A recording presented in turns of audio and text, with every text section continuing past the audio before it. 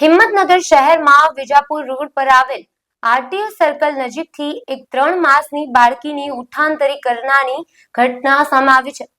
રાત્રિના અરસામાં બાઇક પર સવાર થઈ આવેલ એક દંપતીએ શ્રમિક યુવાનને કામ આપવાના બહાને વાતોમાં ફસાવ્યું હતું। યુવાન તેની પત્ની અને સાયકલ લારીમાં 3 બાળકોને સુવડાવી રોડ સાઈડમાં હતા।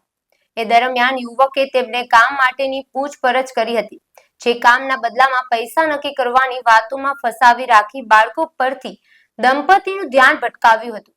દરમિયાન 3 બાળકીઓ પૈકી સૌથી નાની 3 માસની હતી, તેને ઉઠાવીને યુવક યુવતી બાઇક પર અંધારામાં પલાયન થઈ ગયા હતા। બાળકી જ્યાંથી ઉઠાવીએ સાયકલ લારીમાં એક 4-5 વર્ષની અને બીજી 2 વર્ષની બાળકીઓ પણ સૂતેલી હતી। આ દરમિયાન માત્ર 2 માસની બાળકીને કપલ ઉઠાવી જતા સ્થાનિક પોલીસે તપાસ શરૂ કરી હતી। હિંમતનગર ડીવાયએસપી ની દેખરેખ હેઠળ બાળકીને શોધવા માટે પોલીસની અલગ અલગ ટીમો રચીને બાળકીને શોધી નીકાળી સલામત રીતે પરત લાવવામાં આવી હતી। આરોપી દંપતી ફારૂક મલેક અને સબાના મલેકની પોલીસે અમદાવાદથી ધરપકડ કરી હતી। આરોપીઓની ધરપકડ કરી હિંમતનગરમાં સ્થાનિક પોલીસે ડીવાયએસપી અતુલ પટેલ અને તેમની ટીમે બાળકીના ઉઠાંતરીના કારણે જાણવા માટે આકરી પૂછપરછ હાથ ધરાઈ હતી। જોકે પ્રાથમિક તપાસમાં આરોપી દંપતીને સંતાન ના હોવાને લઈને આ પગલું ભર્યું હોવાનું સામે આવ્યું હતું। સાબરકાંઠા જિલ્લાના હિંમતનગર ગ્રામ્ય પોલીસ સ્ટેશનમાં 9 તારીખના રાતના 10 વાગ્યા આસપાસ 3 માસની બાળકીના અપહરણનો બનાવ બનેલો।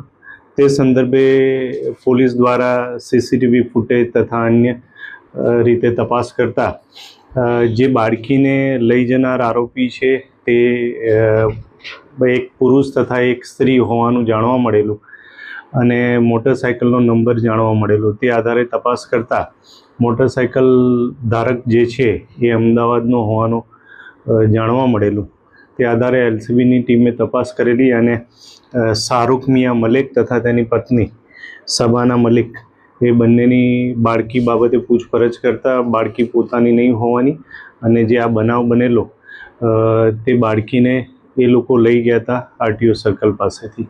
જે બનાવ છે જે કામે બંને પતિ પત્નીને પોલીસ દ્વારા અટક કરી કાયદેસર કાર્યવાહી કરવાની।